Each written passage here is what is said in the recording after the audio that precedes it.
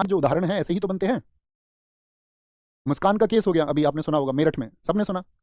हिंदुस्तान का कल्चर ये है कि तुम उस हिंदुस्तान को बदलना चाह रहे हो, आप ये सोच रहे हो कि ये जो लोग हैं ये क्रांति कर देंगे, जो मीम्स बना रहे हैं मुस्कान के नाम पर। लोगों को दुख नहीं है, मतलब लोग ये नहीं सोच रहे हैं कि कितना नृशंस कार्य हुआ है, इस पर थोड़े गम की स्थिति होनी चाहिए, थोड़े दुख की स्थिति इस पर होनी चाहिए। लोग उस पर मीम्स बना रहे हैं, नीले ड्रम पर मीम्स बन रहे हैं इस देश में।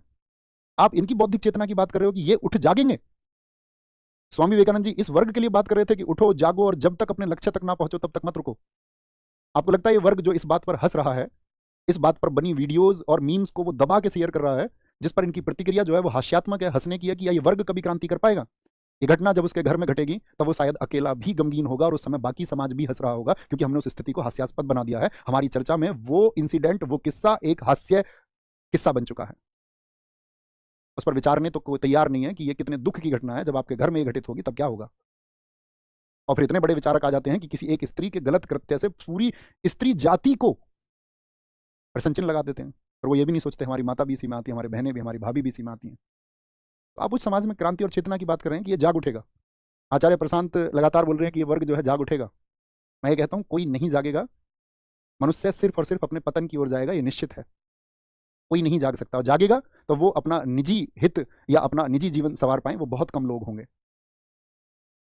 कितने, मतलब मैं कहूं, जे कृष्णमूर्ति कहते कहते चले गए, ओशो कहते कहते चले गए, कितने सोशल रिफॉर्मर्स, ज्योतिबा फुले जी कहते कहते चले गए। इस देश की आर्थिक तरक्की तब होगी जब तुम इस देश में जाति पाति जैसी चीजों को बंद कर दोगे। कितने रिफॉर्मर्स ने कहा, किसी ने अप्लाई किया? तो सुनना और सुन के अच्छा लगना बड़ी अच्छी चीज है, लेकिन उसको अप्लाई करना वो बड़ी कठिन चीज है। ठीक है। अब बहुत सारे लोग बोले, एक बच्चा बोले कि भैया इसके लिए शिक्षा बहुत जरूरी है। तुम देखो ना शिक्षितों को, कैसे शिक्षित हैं। शिक्षितों को ही देख लो तुम। एक अनपढ़ आदमी वो रील्स बनाता है क्या? वो मीम्स बनाने जानता है क्या? अनपढ़। कुछ ना कुछ तो शिक्षा रही होगी, तभी उसमें शामिल है दोस्त। बड़े विचारने की बात है, ध्यान देना। यहाँ देखो, इब्राहिम लोदी गद्दी पर आता है तो क्या मैसेज गया इसके